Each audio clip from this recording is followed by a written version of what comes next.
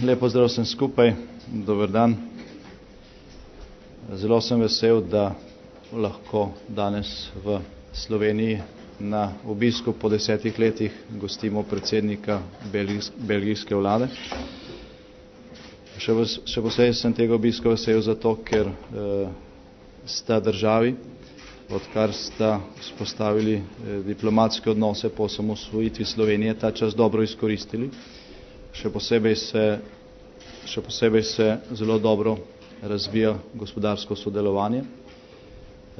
Blagovna menjava in menjava storitev med državama je v zadnjem času močno porasla, še posebej rast storitev je bila v zadnjih letih impozantna.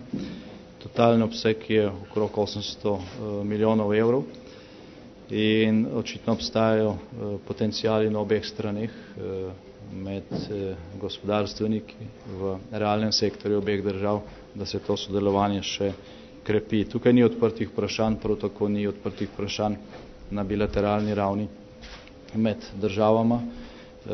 Mi smo zelo hvaležni belgijski vladi za podporo slovenski kandidaturi članstvu v OECD-ju in tudi pri nekaterih drugih skupnih aktivnostih v mednarodnih organizacijah si medsebojno pomagamo.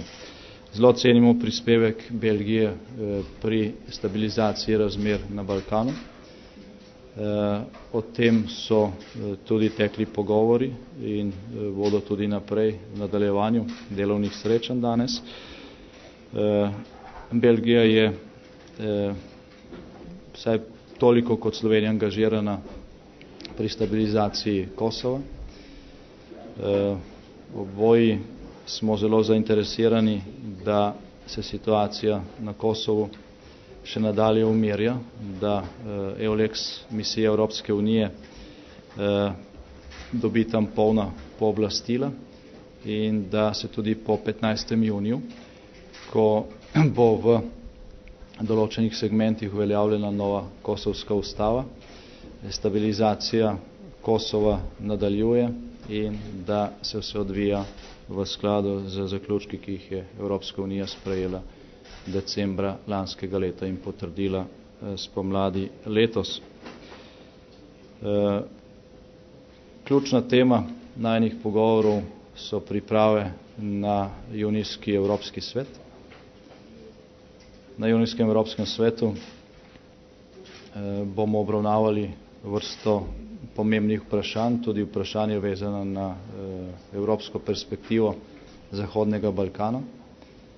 Evropski svet bo junija ugotavljal, koliko je bila solunska agenda, ki je zagotovila evropsko perspektivo držav Zahodnega Balkana, doslej že realizirana.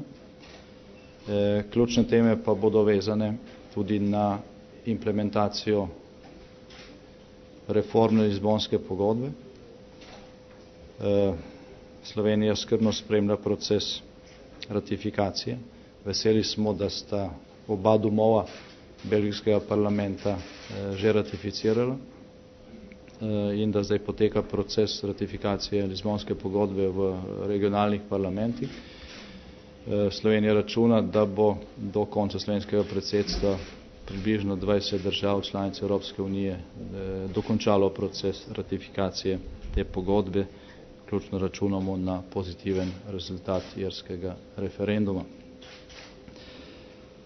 Na junijskem Evropskem svetu bo tekla beseda tudi o nekaterih vprašanjih vezanih na evropsko sosedsko politiko, tako na sredozemsko kot na vzhodno dimenzijo.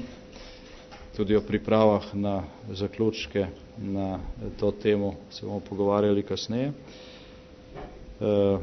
Veseli nas, da za Belgijo delimo zelo podobne poglede na to, kakšna naj bo evropska sosedska politika in da smo tudi skupaj na marčevskem Evropskem svetu prispevali k temu, da je bilo najdeno zadovoljivo kompromisno stališče v zvezi z Mediteransko unijo, ki nadgrajuje barcelonski proces.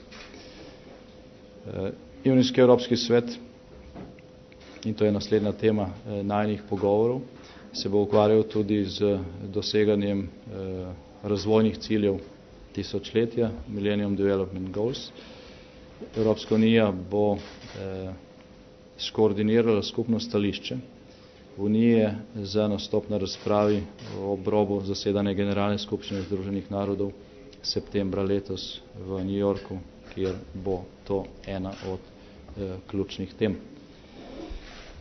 Naj v koncu povem še to, da smo zelo veseli tudi konstruktivnega sodelovanja z Belgijo v tem času, ko Slovenija predseduje Svetu Evropske unije, Belgija pa je nestalna članica Varnostnega sveta. Veliko vprašanj usklajujemo skupaj in sodelovanje je zelo dobro. Toliko zaenkrat, kot že rečeno prej, pogovore bomo po teh prvih sestankih in po srečanju gospoda predsednika vlade z predsednikom Republike Slovenije nadaljevali na nadaljevalnih sestankih in na delovni večeri.